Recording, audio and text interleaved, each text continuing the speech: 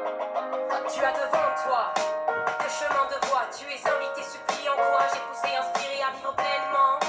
D'une vie dans le vent, suis le souffle venu d'un lieu inconnu. Cherche en toi celui qui est la voix. Écoute, vois et fais le meilleur choix. Si tu crois en celui qui est la vérité, la vie. Si tu dis à tes amis que tu l'as rencontré ici, qu'il vit ainsi, qu'il l'a dit il y a 200 décennies, et qui t'invite aujourd'hui à vivre avec lui dans la plénitude, sans amertume. Il disperse la brume des lacunes qui s'accumulent, et si tu l'assumes, lui il allume en toi un feu qui jamais ne s'éteindra. Seulement tout ça, Bonsoir à tous, bienvenue dans cette émission Topo Direct. C'est en tout cas le titre qu'elle a en ce moment.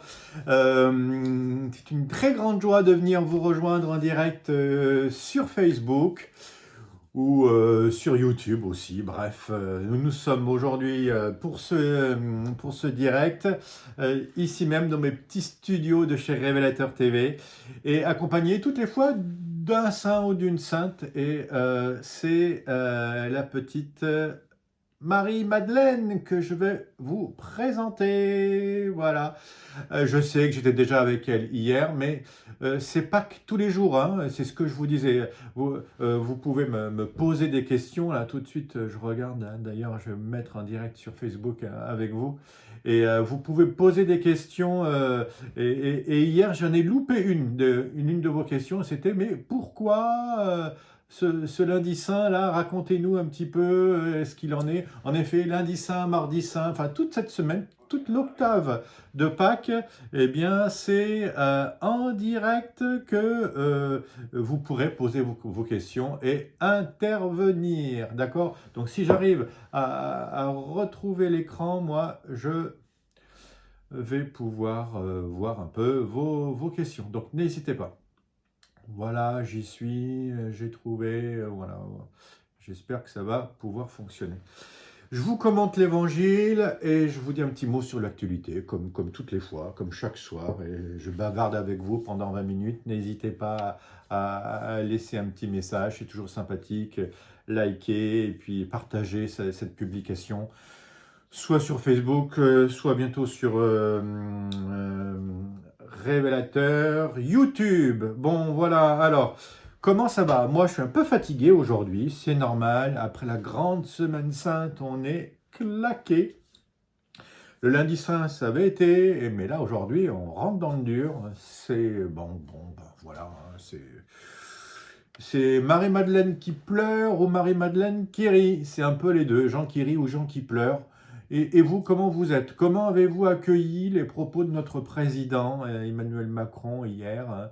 C'était un peu... En même temps, il nous a dit un mois de plus de confinement, donc il faut l'encaisser. Le fameux 11 mai, là maintenant on attend ça un peu comme Noël. Mais en même temps, donc ça c'est plutôt plein d'optimisme. Voilà. Pardon, d'abord, encore un mois, il faut tenir un mois, hein, et à faire tout ce qu'on a, enfin, plus faire ce qu'on a à faire, justement, et rester confiné. On a déjà fait un mois, il va falloir en faire encore un mois. C'est pas toujours commode, hein, et c'est vrai que là, qu'on on voit que nos amis comptent l'apostolat, il y a tout un équilibre. Heureusement que moi je vis avec mes frères, hein. Une vie communautaire, une vie familiale, c'est très précieux dans des moments comme cela. Et en même temps, je suis exactement comme vous, ne vous dites pas que c'est forcément merveilleux, ça peut être aussi difficile. Et donc, voilà, c'est la vie, et il faut aller trouver à l'intérieur l'énergie et la vie spirituelle qu'on a des fois plus à l'extérieur. Donc, on tient le coup. Mais donc, ça, c'est plutôt le truc négatif, hein, que je voulais vous dire. Mais le truc positif, donc c'est gens qui pleurent, mais aussi gens qui rient. Après ce 11 mai, bah, les écoles vont rouvrir, normalement, en tout cas progressivement, on ne sait pas très bien. Moi, je suis extrêmement attentif, évidemment, au collège-lycée de la Chénois, comment elles vont, voilà, j'en parle avec les sœurs, comment elles vont rouvrir leur école progressivement. Tout ça, c'est le grand flou, on va en savoir plus d'ici 15 jours.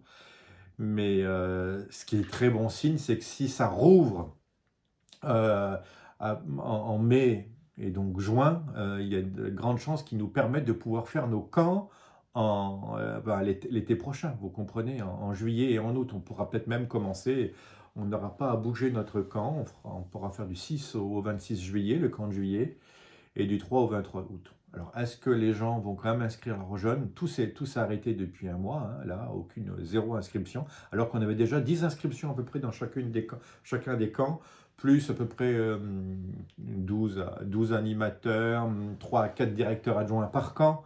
Donc on était déjà à 20 à 25, hein, c'était bien parti pour les camps de cet été. Peut-être que ça va repartir de plus belle. En tout cas, on refera de la communication. Vous qui regardez cette vidéo en ce moment, sachez que les camps, c'est ouvert. Si jamais vous voulez mettre vos enfants à partir de 13-14 ans, vous savez, hein, cinquième, fin de cinquième, début de quatrième, là, pour les filles, aucun souci. Les garçons, il faut qu'ils soient un petit peu plus mûrs. Ils sont moins mûrs que les filles, donc on les prend à partir de voilà, quatrième, troisième. Et puis tout le lycée. N'hésitez pas à mettre vos enfants pour un camp comédie musicale où il y a une vie humaine très forte, qui se font des amis à la vie et à la mort, une vie artistique exceptionnelle, hein, parce que là vraiment, ils se donnent à fond dans le chant, dans la danse, dans le théâtre ou dans la technique, ou là où en fonction de leur casting, de ce qu'ils aiment, de ce qu'ils peuvent donner, ils vont pouvoir rayonner. Et puis une dimension spirituelle, hein. Un topo tous les jours, la messe, le temps de prière, le sommet qui est la veillée de réconciliation et de confession et d'adoration. Tout ça, ça nous a quand même beaucoup manqué. Ça va encore nous manquer assez longtemps. Donc vivement ces camps. C'est vrai que ça va encore nous manquer parce qu'on ne sait pas trop. Tous les événementiels sont arrêtés jusqu'à mi-juillet, hein, vous avez compris. Donc ça veut dire que ça veut dire qu'il n'y a pas de festival d'Avignon. Ça veut dire, donc je pense à tous mes amis artistes du spectacle vivant, c'est une catastrophe, non pas uniquement pour cet été, mais pour toute l'année qui vient. Je connais plein de jeunes qui terminent leurs écoles de comédie musicale et artistique, et là, qui devaient se lancer pour l'année qui allait venir. Mais les projets vont être laminés. D'autant plus que les producteurs ont pas travaillé en mars, avril, mai, juin, juillet, peut-être même août, hein. Ils vont peut-être interdire tout spectacle de moins de 100 personnes. Nous, peut-être grâce à cette jauge-là, on va peut-être pouvoir passer pour cet été, hein. Mais bon, c'est pas sûr, hein. Sinon, on fera dans une captation vidéo. Mais donc, c'est extrêmement compliqué de créer du spectacle jusqu'en septembre, quoi. Et en espérant qu'il n'y ait pas de nouveau un confinement après le mois de septembre. C'est ça la grande incertitude d'un producteur aujourd'hui. Donc il y a de quoi pleurer et en même temps de quoi se réjouir. Parce que nous, on va quand même pouvoir écrire, jouer peut-être. Et notre petite structure est tellement souple, elle est indépendante des mécènes, des subventions d'église. Donc c'est aussi notre force, c'est aussi notre faiblesse, parce que si les spectateurs ne viennent pas payer leur place, c'est une catastrophe. Mais là, on tient le coup. Et si les camps, qui sont quand même le vaisseau amiral de chez Révélateur, peuvent se faire en juillet-août, ça serait très précieux. Annuler un camp en juillet ou annuler un camp en mois d'août, c'est irrémédiable. Enfin, du moins, il y a un secret qui fait que des animateurs, les jeunes, on gravit les échelons chez Révélateur. Donc, des jeunes deviennent animateurs, des animateurs deviennent directeurs adjoints, des directeurs adjoints ou animateurs passent comme dans l'équipe artistique, viennent aider. Il y a tout un savoir qui se transmet de génération en génération. Et ça part très vite. Si pendant un an, il n'y a plus de camp, ne serait-ce que pour retrouver les animateurs, comme ça serait impossible. Donc c'est pour ça que pouvoir quand même jouer, faire les camps, je veux dire, c'est la meilleure des nouvelles qu'on a pu avoir. Attendons le fin mot de l'histoire, c'est-à-dire attendons en mois de mai et que Jeunesse et Sport nous accorde bien la possibilité de le faire, mais ça c'est déjà gagné. Et les spectacles, on verra après. Mais je pense, oui, à tous mes amis artistes, et je les confie à Marie-Madeleine aujourd'hui, là, parce que beaucoup vont boire la tasse, quoi, concrètement. Pas de production, pas de spectacle, pas d'argent.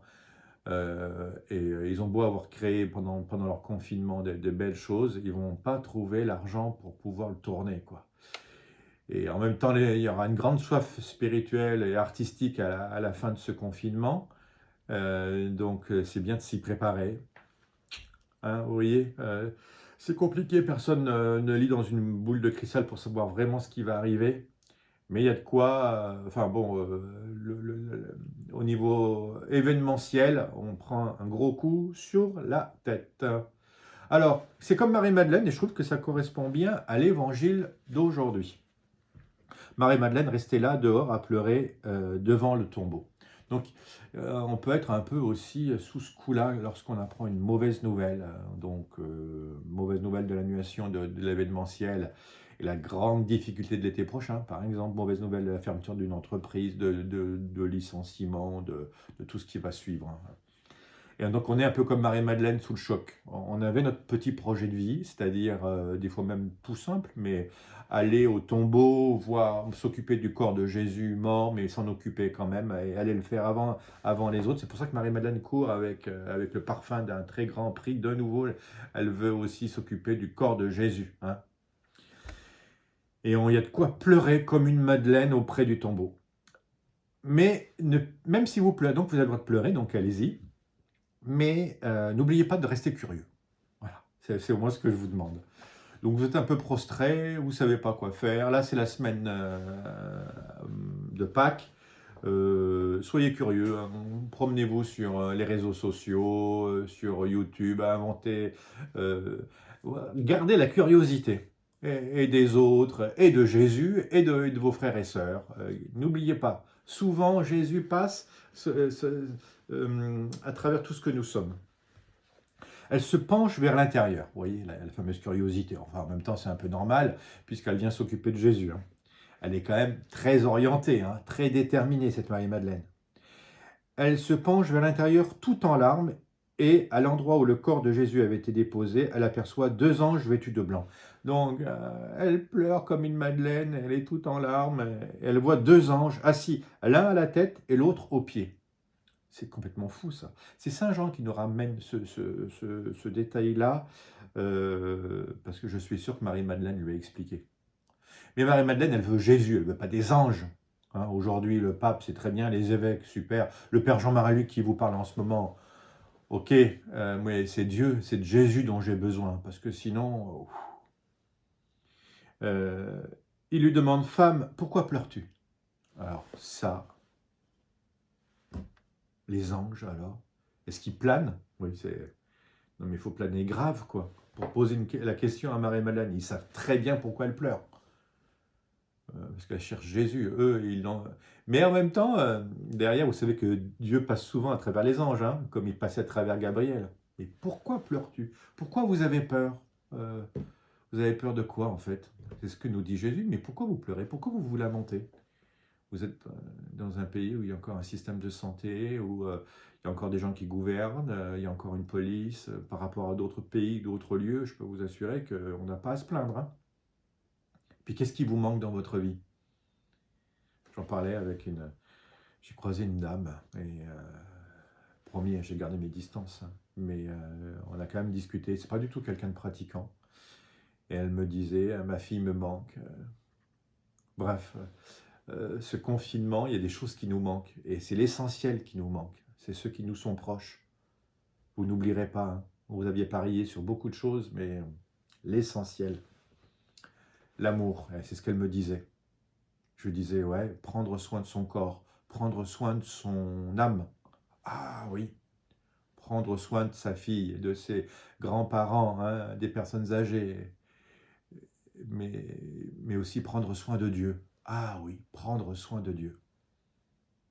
C'est magnifique tout cet élan de générosité, vous ne trouvez pas, par rapport aux personnes âgées. Je trouve ça beau, on est dans un pays qui reste humain. On en parlait très peu des personnes âgées, qu'au moment des canicules. On parlait souvent des enfants, alors l'enfant était roi dans notre société, mais là, brusquement, alors qu'on est privé d'accès aux personnes âgées, d'ailleurs, même Emmanuel Macron nous en a parlé hier, qu'on pouvait... Enfin, ne pas les laisser partir, ceux qui partent à l'hôpital, là, seuls et mourir seuls. Mais c'est abominable, quoi. Pas mourir seul, quoi. Bref. Il y a 2 anges, mais c'est pas ça qui va ébranler Marie-Madeleine, parce qu'elle est orientée Jésus. Femme, pourquoi pleures-tu? Mais elle leur répond. N'hésitez pas de répondre à Jésus. Hein. On a enlevé le Seigneur mon maître, et je ne sais pas où on l'a mis. tout en disant cela, euh, elle se retourne et aperçoit Jésus qui était là, mais elle ne savait pas que c'était Jésus. Je regarde quand même parce que si jamais vous me posez une question, je voudrais pas les louper comme hier, hein. Je remets peut-être, je réactue pour être sûr de pas louper vos questions. Jésus est là, mais elle ne veut rien. Non, c'est bon, ouf. Ah, bon, alors, où est-ce que tu l'as mis, hein? On a enlevé le Seigneur mon Dieu et je ne sais pas où on l'a mis. C'est ça qui met Marie-Madeleine dans les pleurs les plus totales. Je ne sais pas où on l'a mis, mon Dieu. Et c'est ça que je cherche mon Dieu, je manque d'Eucharistie, je manque de ferveur, voilà, vous devriez pleurer sur votre manque de Dieu en ce moment, hein. J'espère que vous en êtes là. C'est bon signe si vous pleurez. Ça me manque trop la messe, ça me manque trop l'Eucharistie. D'ailleurs, entre nous soit dit, je voulais vous le dire ça, moi, tout va bien en termes d'Eucharistie. Ben ouais, je suis prêtre. Mais je me disais, mais la chance que tu as d'être prêtre, mais c'est complètement inouï, inouï. Donc moi, je ne suis pas privé d'Eucharistie. Non, je dis ça à tous les garçons qui me regardent et qui sont pas mariés. Si le bon Dieu vous appelle, répondez, quoi. Mais répondez. La chance d'être cœur à cœur avec Jésus toute notre vie, tant que j'aurai des bras et que je pourrai encore célébrer la messe, j'aurai Jésus Eucharistie avec moi. Même jusqu'à l'hôpital, je l'emmène avec moi, le prêtre, hein. Je vis avec lui. Il me supporte. Mais c'est vrai que c'est une chance incroyable, avoir l'Eucharistie. J'espère que vous êtes des amoureux de l'Eucharistie, que vous aimez Jésus Eucharistie. Et comme vous ne pouvez pas communier, alors je communie pour vous. C'est ça, c'est ce que je fais. J'aime bien faire, voilà, quand je célèbre la messe à la Chenois ou quand je la célèbre après la prière du soir sur Instagram, je vous emmène tous d'une manière très concrète dans ma prière. Ah, bonjour à tous. Bonjour Bernard, toi qui es là. Je vous salue, vous tous qui réagissez sur Facebook en ce moment. N'hésitez pas, soit à me faire un petit coucou ou bien à poser une petite question si vous voulez réagir par rapport à mes propos, hein. N'hésitez pas, c'est l'avantage du direct, hein. C'est pour ça aussi qu'on fait des directs. On a enlevé le Seigneur mon maître et je ne sais pas où on l'a mis. Tout en disant cela, elle se retourne et aperçoit Jésus qui était là, mais elle ne savait pas que c'était Jésus. C'est incroyable, la vision lui est enlevée de Jésus. Il lui demande, « Femme, pourquoi pleures-tu » De nouveau la deuxième question. Il y a les anges, il y a le jardinier, mais il y a un monde fou dans ce lieu confiné là, hein. Elle pense trouver personne et elle trouve des anges, un jardinier. Mais non, c'est Jésus qui l'intéresse. Qui cherches-tu? Ah, voilà la question. Et toi, qu'est-ce que tu cherches? Le prenons pour le gardien, hein, le jardinier, le gardien, comme vous voulez, ça dépend des traductions. Elle lui répond, si c'est toi qui l'as emporté, dis-moi où tu l'as mis et moi, j'irai le reprendre. Vous entendez la force de Marie-Madeleine? J'irai le reprendre, mais donne-moi Jésus, je vais te l'arracher, hein. C'était Saint Curé d'Ars qui disait, je ne te lâcherai pas, lorsqu'il tenait Jésus. C'était une prière forte qui disait, je ne te lâcherai pas. Voilà, j'irai te le reprendre, si c'est toi qui l'as volé. Jésus lui dit, alors là, on arrive dans un moment les plus magnifiques de l'évangile, hein, d'une intimité entre Jésus et Marie-Madeleine, entre vous et Jésus. Jésus vous connaît par votre nom, il vous appelle par votre nom. Et vous savez, l'ouïe, ça va directement au cœur. La vue, ça passe par l'intelligence avant d'aller au cœur. Et donc, vous pouvez vous tromper avec la vue. Vous voyez quelque chose, mais vous pouvez vous tromper. Vous croyez que c'est... Mais... Puis des fois, vous extrapolez. Ah, mais peut-être qu'il va se passer ceci ou cela, votre imagination. Tandis que l'ouïe, ah, c'est comme un bébé qui entend sa maman. Ah, il se met à sourire. Vous entendez quelqu'un que vous aimez. L'ouïe de quelqu'un que vous aimez, ça vous rassure. Hein, ça, c'est incroyable. Vous pouvez voir des images, mettre des photos chez vous, hein, comme moi, là, c'est superbe. Mais quand brusquement on prend le téléphone, puis on a l'autre, vous, en ce moment, vous m'écoutez, cette voix, elle vous est familière. Ah oui, tiens, tu vas bien? Oh, tu as une mauvaise voix, là, qu'est-ce qui se passe? Mais la manière dont Jésus dit Marie, hein, c'est tout à fait unique, au point qu'elle le reconnaît immédiatement. Il n'y en a qu'un qui pouvait l'appeler comme ça. Ça, c'est la prière personnelle, la communion personnelle qui fait que il n'y a qu'en faisant oraison qu'on comprend. Ah, merci Sophie, je viens voir tes réactions. merci beaucoup. Et Virginie, le retournement de Marie-Madeleine, 2 fois dans le texte, ce retournement, c'est sa conversion. Mais ouais, tout à fait Virginie, c'est exactement ça. 2 fois, paf, paf. On a le droit de se tromper, de se retourner et de revenir inlassablement. C'est tout à fait vrai, tout à fait vrai. Euh, euh, Rabboni, Rabboni.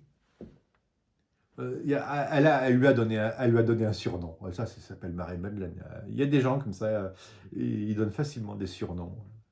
Mon petit Jésus, je ne sais pas comment vous appelez Jésus, mais c'est un gage de familiarité quoi, entre elle et lui. Vous avez le droit de parler à Jésus ainsi. Hein. Ah là là, c'est fort, ça y est, ils sont reliés l'un à l'autre. Lui avec vous, hein, aujourd'hui, hein, parce que mettez-vous à la place de Marie-Madeleine. Marie-Madeleine, c'est vous qui courez au tombeau de nouveau. Et alors, Jésus reprend, cesse de me tenir, je ne suis pas encore monté vers le Père. Parce que Marie-Madeleine, tout de suite, elle s'occupe des pieds. Hein. Elle sait faire quelque chose. Mettre du parfum sur les pieds, les essuyer. Il y a des choses qu'on sait faire. Eh bien ça, Jésus ne veut plus que... Enfin, il demande un changement. Vous saviez aller à la messe tous les jours, vous saviez dire vos prières, vous saviez monter des comédies musicales, vous saviez faire des camps de jeunes, vous saviez être frère de Saint-Jean, vous saviez être mère de famille, je ne sais pas trop quoi, vous saviez, je ne sais pas ce que vous saviez faire, on sait faire des gâteaux. Mais là, bizarrement, vous savez, enfin, Jésus te demande de faire autre chose. Et c'est au moment où il y a une plus grande intimité entre toi et lui, entre Marie-Madeleine et Jésus, qui va lui demander, non pas de rester avec lui, mais de partir. Ça, c'est typiquement Dieu. À la Vierge Marie, alors qu'il vient de lui dire qu'elle va être enceinte, qu'elle va le porter lui, Dieu, il lui demande d'aller voir la cousine Élisabeth et non pas d'aller voir Saint Joseph qu'elle aime tant. C'est complètement fou, ça. Parfois, Dieu nous demande, à la croix par exemple, à la Vierge Marie, de nouveau, au moment où Jésus meurt, hop, elle n'a qu'un seul et unique fils et il lui confie les enfants que nous sommes. Tout le temps, le Seigneur nous emmène un peu plus loin, toutes les fois. Il nous envoie vers nos frères et nos sœurs, parce qu'il est aussi là-bas. Ce n'est pas pour nous décentrer, mais pour nous faire comprendre que Jésus est là dans les sacrements, Jésus est là dans nos prières, hein, dans nos rencontres personnelles, dans nos cœurs à cœur, et Jésus est là aussi chez tous nos frères et sœurs dans tout le travail que nous faisons. Donc Jésus est là avec vos maris, vos épouses, vos enfants, les grands-parents et tous les gens que vous côtoyez. Donc la prière personnelle, si elle ne doit pas nous couper de Dieu, mais au contraire nous emmener vers les autres. Bon, n'hésitez pas à réagir, hein. J'espère que je vais pouvoir voir vos questions si jamais il y en a.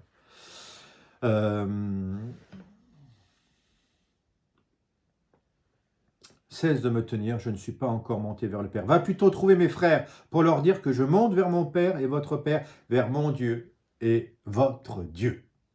Voilà, grande. Qu'est-ce qu'on a à faire, nous, chrétiens? On doit aller dire à nos frères que Jésus est Dieu et qu'il est là. Hein. Va plutôt trouver mes frères pour leur dire que je monte vers mon Père et votre Père, vers mon Dieu et votre Dieu. Le salut, les kérim, il faut annoncer à nos frères et sœurs que le Christ est ressuscité. Et elle le fait immédiatement. C'est un peu, la vocation, c'est ça. Hein. Quand Jésus est prêt à nous demander de lâcher beaucoup pour aller vers nos frères, enfin, voilà, pour la vocation religieuse, moi je pense à celle-ci, mais il y en a d'autres, hein, mais vous pourriez faire ceci, cela, vous marier, avoir des enfants, avoir un bon métier, une belle maison, des voitures. Tu es prêt à tout lâcher pour pouvoir aller partir et ne t'occuper que d'une seule chose, annoncer Jésus-Christ, vivant, ressuscité. C'est ça, le travail du chrétien. Le Christ nous demande après, sans doute, ces 2 mois de confinement, de revoir notre vie et comment je vais passer le reste qui m'est donné, hein, parce que vous n'êtes pas mort, je vous signale, du Covid, sinon vous ne m'écouteriez pas en ce moment. Et donc, le temps qu'il vous donne sur cette terre encore, c'est pour tout simplement aller le dire à vos frères et sœurs. Comment vous allez le faire, je ne sais pas. Chacun a sa vocation différente. Marie-Madeleine, elle a trouvé la sienne. Et tous les disciples ont trouvé la leur. Marie-Madeleine s'en va donc annoncer aux disciples, « J'ai vu le Seigneur, et voilà ce qu'il m'a dit. » Témoignage, témoignage. Allez témoigner, allez raconter votre histoire, l'histoire des saints, l'histoire des autres, et la vôtre. C'est très fort quand vous racontez votre propre histoire.